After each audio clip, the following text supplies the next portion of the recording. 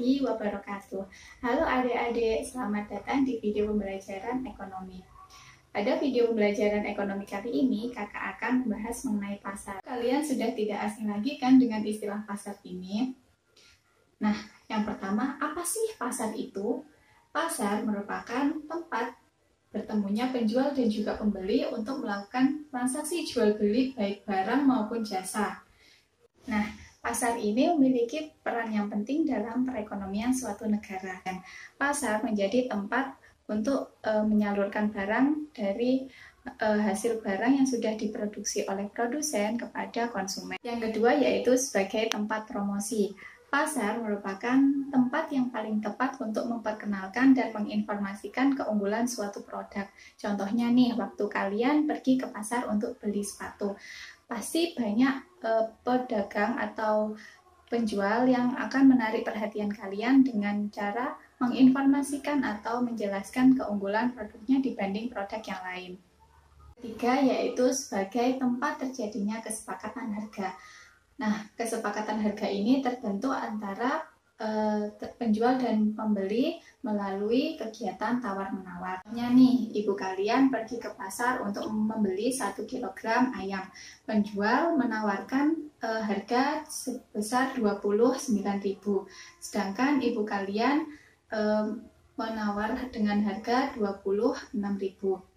Maka, setelah terjadinya tawar-menawar, harga yang disepakati diperoleh sebesar 27.000. Kita akan membahas mengenai jenis pasar atau macam-macam pasar. Yang pertama, kita akan membahas mengenai jenis pasar berdasarkan wujudnya.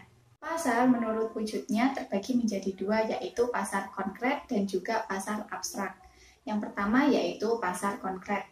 Pasar konkret merupakan pasar yang mempertemukan penjual dan juga pembeli secara langsung. Contohnya pasar yang ada di lingkungan sekitar kalian. Kedua yaitu pasar abstrak. Pasar abstrak merupakan pasar yang menunjukkan hubungan antara penjual dan juga pembeli baik secara langsung maupun tidak langsung. Nah, contoh dari pasar abstrak ini adalah pasar modal dan juga pasar saham. Selanjutnya yaitu berdasarkan waktu terjadinya.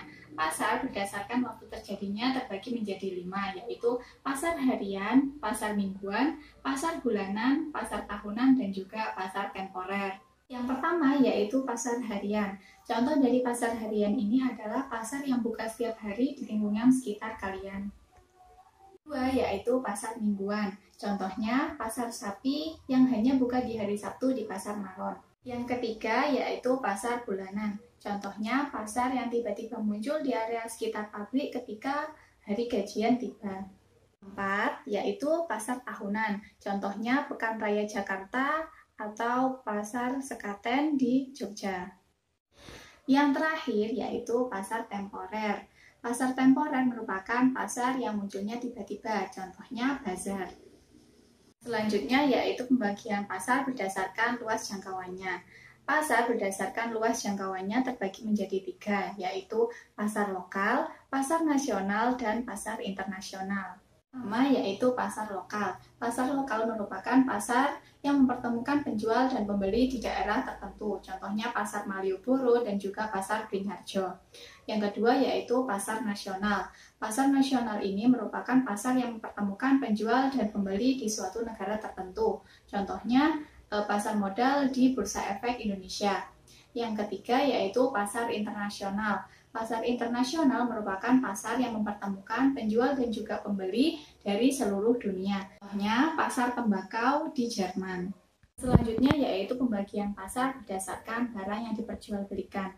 Nah, berdasarkan barang yang diperjualbelikan, pasar ini terbagi menjadi 2, yaitu pasar input dan juga pasar output. Pasar input merupakan pasar yang menjual faktor-faktor produksi seperti pasar input modal dan juga pasar input tenaga kerja. Sedangkan pasar output merupakan pasar yang menjual barang-barang hasil produksi seperti pakaian dan lain sebagainya. Pasar berdasarkan strukturnya terbagi menjadi 4, yaitu pasar persaingan sempurna, pasar oligopoli, pasar monopoli, dan juga pasar monopolistik. Pertama yaitu pasar persaingan sempurna.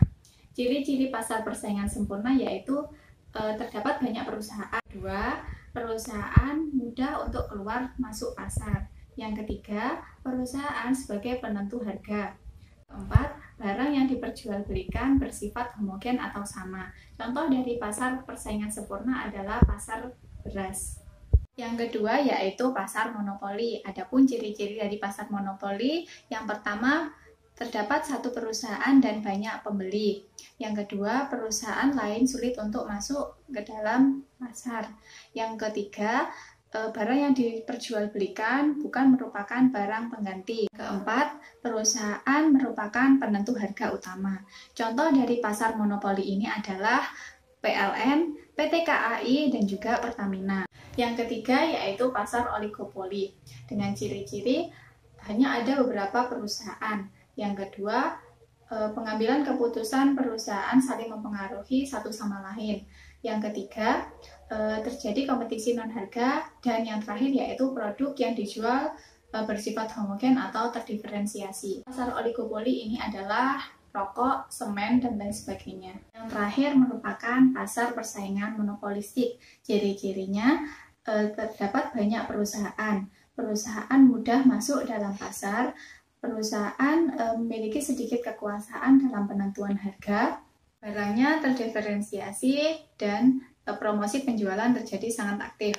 Contoh dari pasar persaingan monopolistik ini adalah pasar yang menjual kebutuhan sehari-hari seperti air mineral, sabun mandi, shampoo, dan lain sebagainya. Selanjutnya kita akan membahas mengenai peran iptek dalam perubahan jenis dan juga struktur pasar.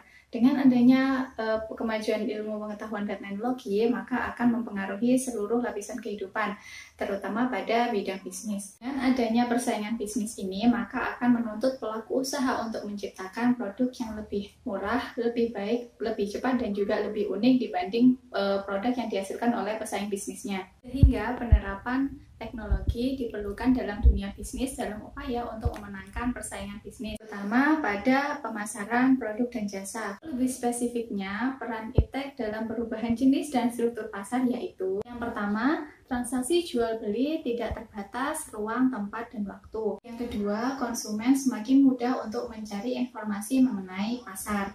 Yang ketiga, pasar yang dihadapi produsen cenderung merupakan pasar persaingan sempurna. Yang keempat, semakin banyak pilihan barang dan jasa bagi konsumen. Yang terakhir, dengan adanya kemajuan iptek, maka akan memperbanyak sistem pembayaran yang digunakan dalam bertransaksi. Sekian video pembelajaran mengenai pasar hari ini. Semoga bermanfaat.